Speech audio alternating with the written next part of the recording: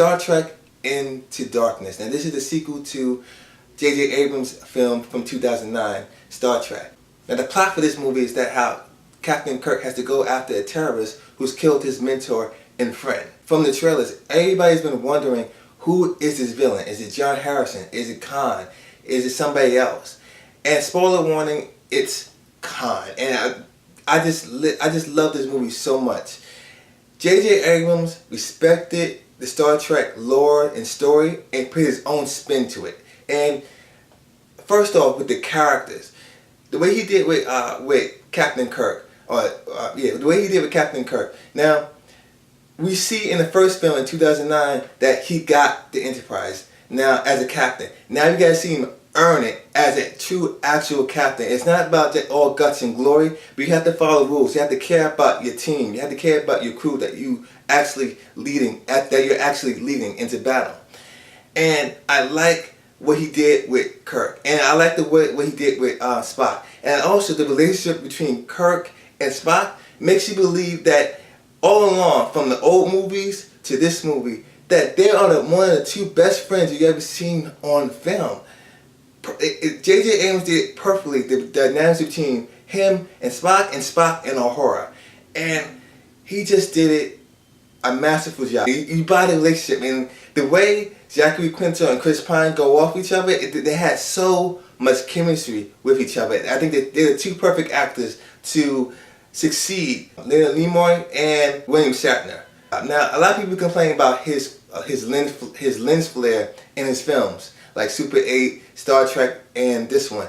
And honestly, I think it works well for this type of movie because it's a sci-fi movie dealing with space, and I think it adds more to the movie. Now, everybody knows, or everybody's seen, mostly for the most part, have seen Wrath of Khan. Now, I'm not the most Star Trek heavy fan, but I do know the most important parts of the movies, like the Wrath of Khan. And what j.j. Abrams did is that he also put his own spin to it, like I said before. He paid so much respect to some of the past films that's done it before, especially this movie, The Wrath of Khan. And there's certain scenes in this movie, like particularly two scenes, particularly one scene and one line that's said in this movie that he pays so much respect to the past films. Now, let's go on with the villain. Like I said before, everybody's been saying, who is this person?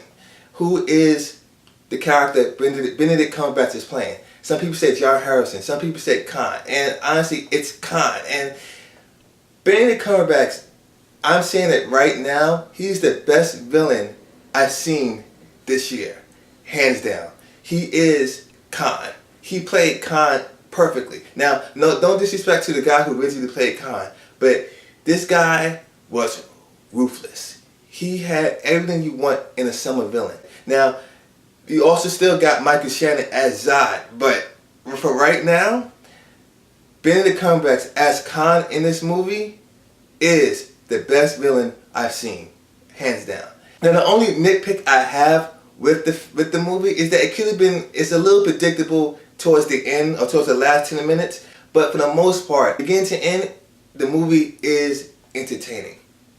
I have no problems with it except for that little portion. It's a great blockbuster summer movie. Everything you wanted from a Star Trek movie and more. So honestly, you know my rating is going to be 5 out of 5 stars for Star Trek Into Darkness. Now, if people are worried about if j.j. Abrams can handle a big franchise as Star Wars in this movie, watch this movie and trust me, you will not have any doubts that j.j. Abrams can handle a Star Wars movie coming in 2015. So, if you like this review, rate, comment, subscribe, and live long and prosper.